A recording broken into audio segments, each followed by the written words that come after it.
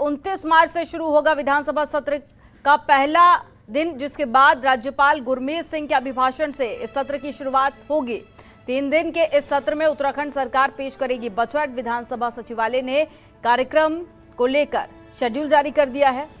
तो 3 दिन के इस सत्र में उत्तराखंड सरकार अपना बजट पेश करेगी और विधानसभा सचिवालय ने कार्यक्रम जारी किया है। तो 29 मार्च से शुरू होगा विधानसभा का पहला सत्र। और ज्यादा जानकारी के साथ में संवाददाता अजय पांडे जुड़े हुए हैं। अजय, नई सरकार बनने के बाद में ये पहला सत्र होगा, क्या ज्यादा जानकारी और साथ ही बजट को लेकर क्या कुछ कयास? देखिए, चूंकि 29 तारीख से 3 दिनों के लिए विधानसभा का पहला सत्र शुरू होने जा रहा है। राज्यपाल के अभिभाषण से ये सत्र की शुरुआत होगी और उसके बाद ये बताया जा रहा है कि प्रदेश सरकार ने अपनी जो तैयारियां की हैं उसके तहत 4 महीने का लेखानुदान पेश किया जाएगा और तमाम जो विधायी और संसदीय कार्य जो विधानसभा के दौरान होने हैं वो होंगे। कई ऐसे कार्य होंगे जो चूंकि प्रश्नकाल भी होगा और विधायक अपने विभिन्न क्षेत्रों के विकास योजनाओं को लेकर के प्रश्न भी लगाएंगे।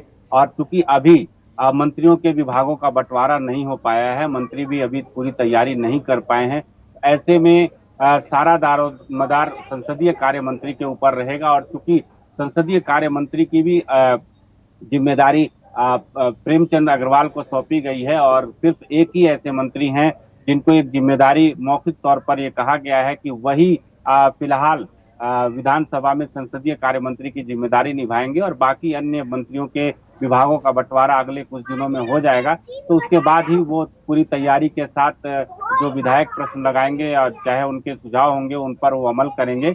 लेकिन अभी सदन के पटल पर कितने विधेयक रखे जाएंगे, किस तरह की चर्चाएं होंगी, कौन कौन से मुद्दे विशेष फोकस में रखे जाएंगे, उन पर अगले 1-2 दिनों के दौरान जब बैठक होगी तो उस बैठक में तय किए जाएंगे। लेकिन अभी चूंकि पूरी तैयारी की जा रही है, सारे अधिकारी इस कार्य में जुटे हुए हैं कि विधानसभा में किस तरह के कार्यक्रम होने हैं। और पहला चूंकि ये सत्र है नई सरकार का, तो इस सत्र के दौरान बजट पेश किया जाना है। तो ये माना जा रहा है कि फिलहाल पहले शुरुआती 4 महीनों के लिए लेखानुदान सदन के पटल पर रखा जाएगा और उसको पारित कराया जाएगा। जी, बजट को लेकर जनता में काफी ज्यादा उम्मीदें दिखाई दे रही हैं। इससे पहले हमने देखा कि मैनिफेस्टो में भी कई सारे वादे किए गए थे, तो क्या उसको ध्यान में रखते हुए इस बार बजट पेश किया जा सकता है? और कई सारे राज्यों में ये भी अब ट्रेंड देखा जा रहा है कि जनता की राय ली जा रही है, तो क्या ऐसी कोई जानकारी भी?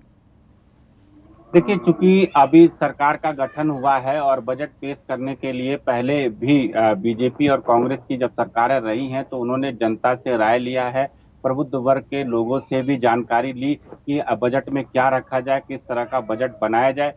क्योंकि अभी काफी कम समय है और इस बीच में 29 तारीख से ही सत्र की शुरुआत होनी है, ऐसे में अभी इस तरह का कोई कार्यक्रम नहीं चलाया जा रहा है। लेकिन कार्य मंत्रणा समिति की जब बैठक होगी तो उस बैठक में ये तय किया जाएगा कि इस सत्र के दौरान कौन कौन से कार्य करने हैं और कौन कौन से ऐसे विधेयक हैं जो सदन के पटल पर रखे जाने हैं। और यही अभी तक खुल करके सामने आया है कि चूंकि बजट तो उसी हिसाब से बनाया जाएगा जिस तरह की जनता की उम्मीदें हैं। जनता को तमाम उम्मीदें हैं, जनता चाहती है कि महंगाई से राहत मिले और भी कई ऐसे विषय हैं जहां पर वो जनता को राहत देने की सरकार की ओर से कोशिश जरूर की जाएगी। लेकिन कार्य मंत्रणा समिति की बैठक में सारे कार्यक्रम तय किए जाएंगे कि क्या क्या करना है। उसके साथ साथ अभी सरकार की ओर से जो अभी तक जानकारी मिली है, ये कहा जा रहा है जनता में काफी ज्यादा नाराजगी है, एक महंगाई और एक बढ़ती बेरोजगारी। अब ये देखना काफी ज्यादा अहम होगा कि इन दोनों को किस हद तक शामिल किया जाता है और इसके लिए कितना बजट पास होता है। आप बने रहिएगा, आगे भी अपडेट लेंगे आपसे।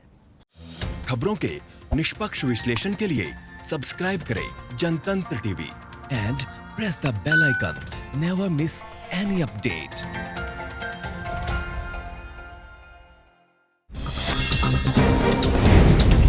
डाउनलोड कीजिए जनतंत्र टीवी ऐप को, जो कि अवेलेबल है गूगल प्ले और ऐप स्टोर पर। अधिक जानकारी के लिए अभी डाउनलोड करें।